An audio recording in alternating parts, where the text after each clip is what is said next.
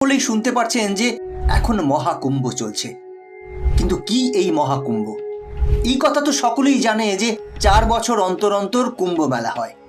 কিন্তু 4 বছর অন্তর যে কুম্ভ মেলা হয় তাকে বলা হয় অর্ধকুম্ভ। এই অর্ধকুম্ভ যখন পরপর 3 বার আয়োজন করা হয়, অর্থাৎ 3-4-এ 12 বছর পর আয়োজন করা হয় একটা পূর্ণ কুম্ভ মেলা। এবং সর্বোপরি এই কুম্ভ মেলা যখন বারবার আয়োজন করা হয়, অর্থাৎ 12 বছর অন্তর বারবার পূর্ণ কুম্ভ মেলা আয়োজন করার পর 12তম বছরে, অর্থাৎ 144 বছর পর যে পূর্ণ কুম্ভ মেলাটি অনুষ্ঠিত হয় তাকে বলা হয় মহাকুম্ভ, যেটা এই 2025-এ হচ্ছে। ফলে এই মহাকুম্ভ মেলা 144 বছর পর এসেছে, যার ফলে এটা এতটাই গুরুত্বপূর্ণ সনাতনীদের জন্য। কারণ এই মহাকুম্ভ যে কোনো মানুষের জীবনে একবারই আসে, 144 বছর পর।